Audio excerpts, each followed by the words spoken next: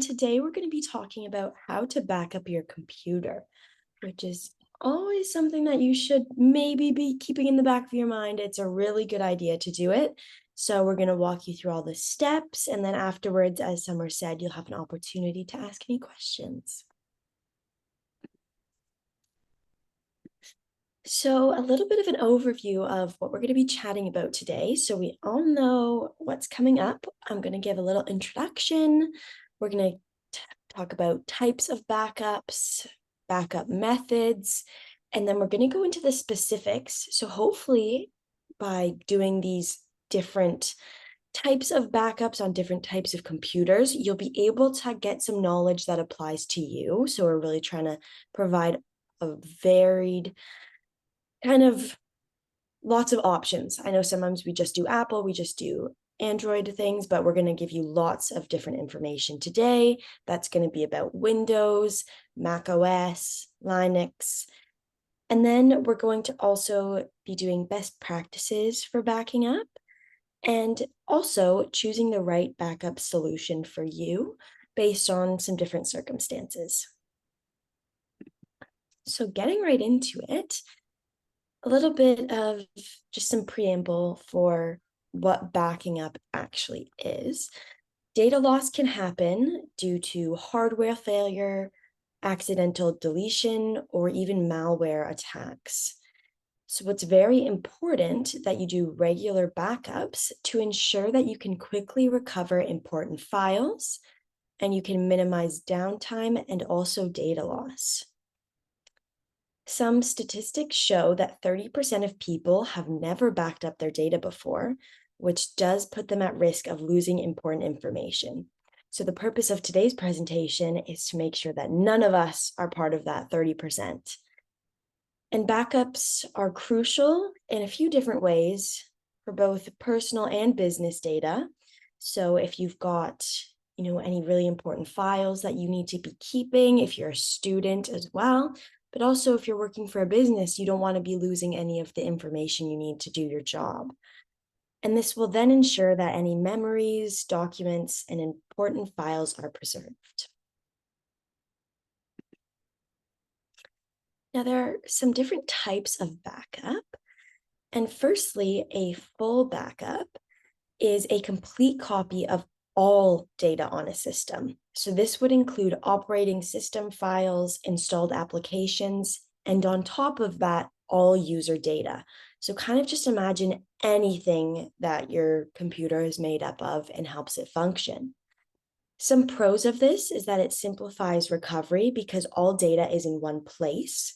And it also makes sure that no data is left out during backup. So for example, if you were backing up things individually, you may have left out some important information. So this just makes sure it's kind of just a catch-all for literally everything on your computer. Though some cons to it is that it requires significant storage space, as you can imagine. Everything on your computer in one place, that is quite a lot. And therefore it takes longer to complete, especially if you've got large amounts of user data like tons of photos, videos, applications, anything that's taking up memory as well. So those are some things to think about. Next, we've got incremental backup. So this is something that would only copy files that have changed since the last backup of any type, whether it was full or incremental. And something that's good about this type of backup is that it saves storage space by only backing up new or changed files. So you can kind of think about it as anytime you update it, it's going to save that new version rather than just keeping everything. And because it's saving you storage space, it will also be faster. Though some cons are that recovery can be complex, and that's because it requires restoring the last full backup followed by each incremental backup in order, because each of the incremental backups are based off of that full backup, because the full backup that you originally did is going to be kind of just everything. And then on top of that, it's more like edits, but you need that original backup in order to get back all of the edits as well. Now, there's also something called a differential backup. And this sort of backup copies all data that you've changed since the last full backup, but not since the last differential backup. Some pros of this is that it's easier to restore than incremental backups because only the last full backup and the latest differential backup are needed. Though it does take more space than incremental backup, but less than full backup. So if you're thinking in terms of just space, it goes the most space would be a full backup, then a differential backup, and lastly, the least amount of storage required would be incremental backups. But always keep top of mind that incremental backups are a bit more complex to restore. Now we've spoken about the different kinds of backups, but now how do we actually execute them? So these are going to be our backup methods. Firstly, we're going to discuss the typical external hard drives. I'm sure lots of us are familiar with them. If not, no worries at all. But this is kind of what you think of outside of the computer. So you're using an accessory or a separate device in order to store your information. We've got a little bit of a list going here. So starting at USB drives, these are commonly used for small to medium-sized backups. And something that's really great about them is that they're portable and easy to use. They're just kind of small sticks. You can put them in a pocket even. I mean, you might lose it, but they're very small. But because of their size, they do not have huge capacity for backup storage. There are also SSDs, which are solid-state drives, and these are faster and more durable than traditional HDDs, but they are more expensive.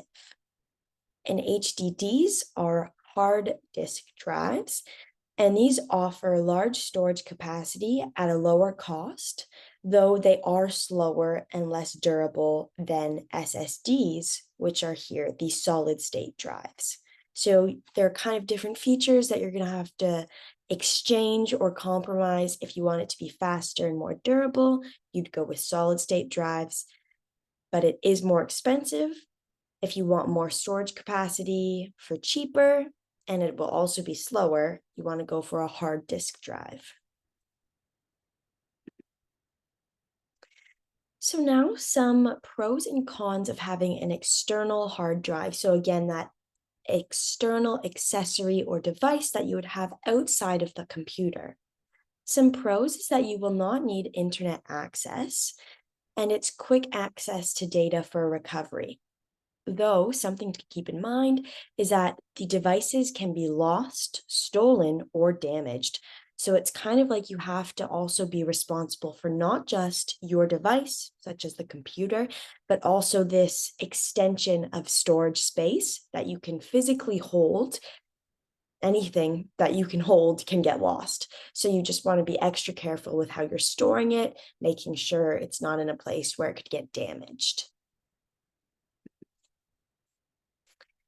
So now moving on, we're going to speak about another type of backup methods, which are services. And lots of these we've actually already done presentations on, so we can send the links into the chat if you're interested, and you can go and watch those separate, more detailed explorations of these specific services. But just as a brief overview, one of the most popular ones is Google Drive. And this specific service offers 15 gigabytes of free storage, and then you can purchase additional storage if necessary. And in terms of keeping your files safe, they are encrypted in transit and at rest, so people can't get into them. If you're using Dropbox, another platform, you will have 2 gigabytes of free storage, and it also allows for easy file sharing. I would also argue that Google Drive has that feature as well. I think it's very easy to transfer. And same with Google Drive, you can get a paid plan, which offers more space. Something that's a bit different about Dropbox is that it's a bit more interactive. So in terms of file sharing, you can kind of share files between lots of different platforms, but Dropbox allows you to have shared spaces where people can all upload, and it's a bit more integrative in terms of working with others, such as a team, or, if you're working on a joint project, it could be a bit better. Then we also have OneDrive, which is Microsoft's cloud service, which does integrate very well with the Windows devices and also other platforms, and offers 5 gigabytes of free storage. Some pros of using these online platforms and services is that they're accessible from any device, though you do need an internet connection. Additionally, they offer usually automatic backups, which is really helpful because then you don't need to do it yourself and it just happens on its own. Some cons is that it does require stable internet connection, and there are potential security risks if not properly configured, as there are with anything you do on the internet. There's always a risk because you're kind of opening yourself up to the world of the internet. So that's kind of a bit less. It's more that you do need the stable internet connection, but it's always something to think about. Now we have another form of backup methods, which is network backup. And firstly, we're going to talk about network attached storage, or NAS. And this is a dedicated device that's connected to your network, and it stores backups from multiple devices. So it's kind of like a hub, if you can imagine that. And some pros of it is that it has a centralized storage solution for multiple computers. So rather than having to back up all devices separately, it connects all of them in one place. And it also can be set up for automatic scheduled backups, so then you don't need to be doing it yourself. Some cons are that the initial setup can be complex, and it may require additional security measures in order to protect your data.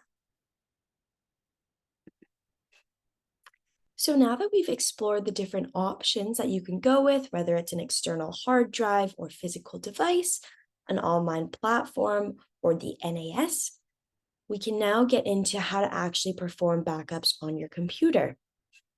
So we're going to start off with using Windows Backup and Restore. So this is for you if you've got a Windows device. We're going to just go through step by step, and no worries at all if it becomes very complicated. You can always come back and look at it again, or you can do a one-on-one session as well with one of the volunteers if you'd like some more help with it. So the first step is to go to the control panel, and from there you go to System and Security, and then you click on Backup and Restore, and in brackets it'll say Windows 7. You then click Setup Backup and choose where you want to save your backup. So this is where you'd choose your backup method, an external drive, network location, etc. Then you will select Let Windows Choose, Recommended, or Let Me Choose to specify what you want to back up. So the computer can kind of do it for you in terms of selecting the files from your computer and the essential softwares or applications, but you can also just do it yourself and just select them all if that makes you more comfortable. And then you can also schedule how often you want the backup to run, whether it's daily, weekly, etc. And you always want to make sure you click on Save Settings and Run Backup to make sure everything you've just done is actually going to happen. And if you want to use file history to perform your backup, you want to go to Settings, and then you go to Update and Security, and then to Backup. And then from there, you click Add a Drive and select your external drive or network location. Then you want to turn on Automatically Backup My Files, so then you don't have to do it yourself. And you can even click more options to choose specific folders to backup, how often backups should occur, and how long to keep backups. Now that we've spoken about Windows devices, we're going to move on to Mac OS computers. So the first step is to connect an external drive to your Mac. Then you want to click on System Preferences and then Time Machine. From there, you select Backup Disk and choose your external drive. You turn on the Time Machine, and then it will automatically back up your system hourly, daily, and weekly. And if you want to restore files that you've backed up, or if you've lost something and you're using a Mac OS computer, then you open Time Machine and use the timeline to locate the date and time you want to restore from. And then you can select the files or folders you want to restore and then click on Restore. So this idea of Time Machine is kind of like it holds different versions or backups of any files from that period of time. And then it's kind of like a time capsule where you can go back and retrieve it. Now you can also use iCloud, which can sometimes be a bit confusing, but it is a really great feature that all Apple devices have, which does make all of your Apple devices. So if you've got an iPhone, iPad, a MacBook, or any Mac OS device, then you can kind of sync everything just using this idea of the cloud. So to set this up, you want to open System Preferences and then go to your Apple ID and click iCloud. Then check the box for iCloud Drive and click Options to select which apps can store data in iCloud. You then do need to make sure that iCloud Backup is enabled on all of your iOS devices to then sync them all. And you do this by going to Settings, clicking on your name or profile at the top, and then going into iCloud and then iCloud Backup. And some things that can be stored in iCloud include data like photos, documents, and also settings, and they will then automatically be backed up using iCloud. So now we're going to speak about how to perform a backup on a Linux computer.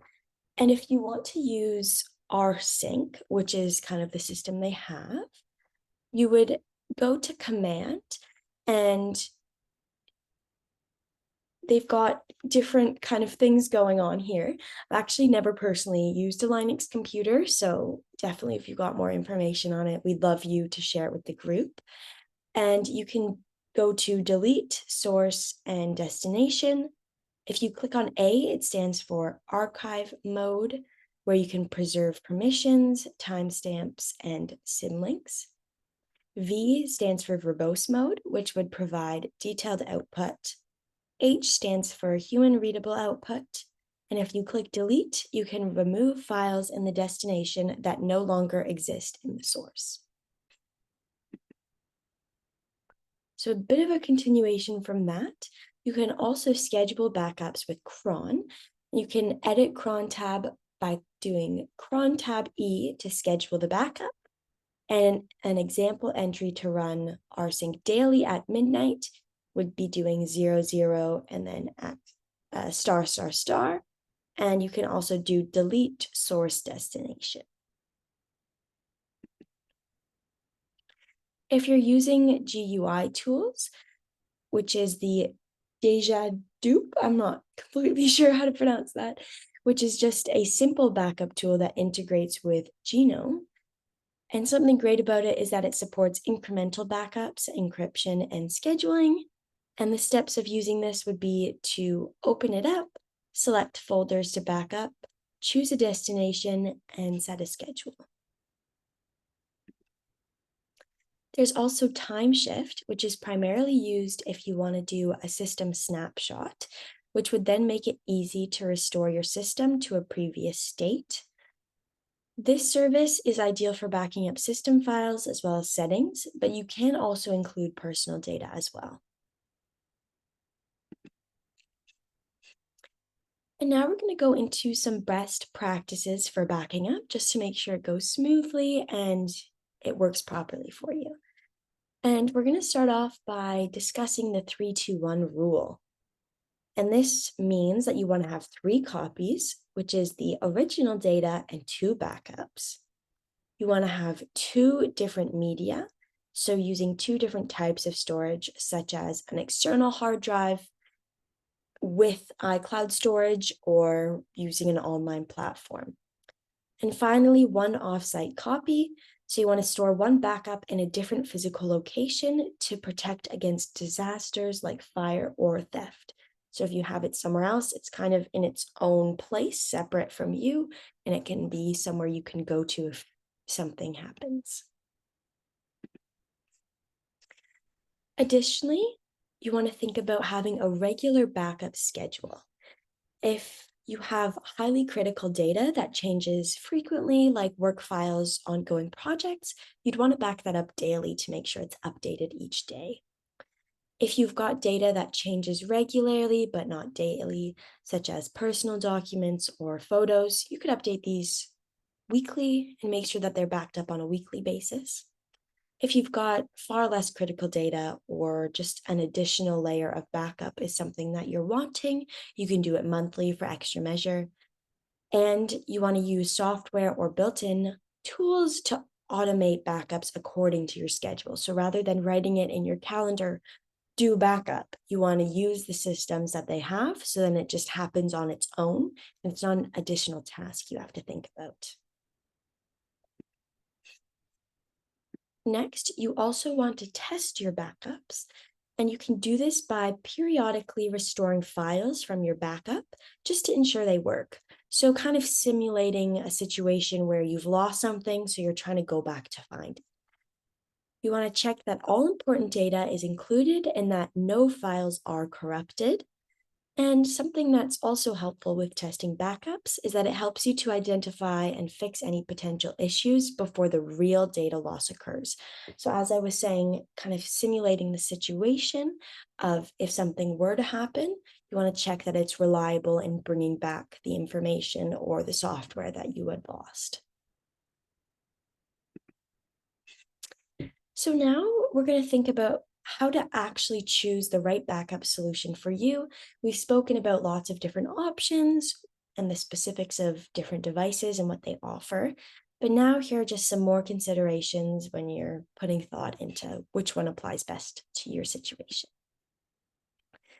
Something to firstly consider is the budget. So if you want a free solution, you can use Windows File History, Time Machine, rsync, which are all built into your respective operating systems. So that would be Windows, Mac, and Linux devices. If you're willing to do a paid solution, you can do Acronis True Image, Carbonite, or Black Blaze. Next, you also want to consider your data size. If you've got larger data volumes, you may require external hard drives or even higher tier cloud storage plans. So an example of that would be paying for additional space on Google Drive or Dropbox, and that would just give you a higher capacity to store things. Also access. So if you want to be able to access your backups quickly, you want to use local backups. But for disaster recovery, cloud backups provide access from anywhere. So personally, I think that's also a great option. And even doing both, as I said, with one another. So having an external drive and using a cloud would be ideal. Also, security is important to consider. So if you want encryption, such as Google Drive, that would be safer, and that would be in transit and at rest. So that makes sure it's protected regardless of what's happening with your data. And especially for sensitive data, personal information, any sort of things like a copy of your passport, birth certificate, you would want to find a solution that's nice and safe so nobody can find it or steal it. Another consideration would be using kind of different popular backup softwares if the ones offered to your device aren't suitable for you or you want something a bit different. Acronis True Image provides full image backups as well as file backups and cloud storage. It even features ransomware protection and backup encryption, so that would be a very safe option. Differently, Macrium Reflect is known for disk imaging and cloning capabilities. And luckily, it offers both free and paid versions with different features. So if you're not sure, you can always try it out for free and then move on to the paid version if you really like it. Carbonite is another option, which is a cloud backup service with automatic and continuous backup options. It also does encrypt your data before it gets uploaded to the cloud, so that ensures its safety. Another option is Backblaze, which offers unlimited cloud backup at a flat rate, which is nice. So as your storage size increases, you won't have to be paying more and more money. So if you've got a lot, then that would be a great option for you in comparison to other programs where you have to keep buying more and more storage. Also, it's simple to set up with automatic backup of all files, which is always just really convenient and helpful. So now that we've gone through all of the different methods, some considerations, different types of backups, when you need to do the backups, all of those details, I want to conclude by just really emphasizing the importance of backing up your data. It's essential to protecting against data loss if it's a hardware issue or failure, accidental deletion, malware, or any sort of disaster like a fire or theft. And finally, just to end off, to remind you of the types and methods, you want to understand the different types of backup. So you can do a full backup, incremental, or differential backup. And there are lots of different methods to do these different types of backups, including local, cloud, and network. And with all of these considerations and all of the information that we've provided and we've spoken about together today, you want to choose the best solution for your needs. There's more to the conclusion. So in terms of implementation, you can consider whether you're using Windows, Mac OS, or Linux. And these are all built-in tools and third-party softwares that are available and can help you to automate and manage your backups. And best practice, again, a reminder from previously in the presentation, you want to follow the 3-2-1 rule to maintain a regular backup schedule, test your backups to ensure data integrity, and also make sure that you will have quick recovery when needed. So we want to thank you for joining today. It's so lovely to see all of you. If you'd like to learn this lesson with a Cyber Seniors mentor, please go to the website or phone number to register for a one-on-one phone session.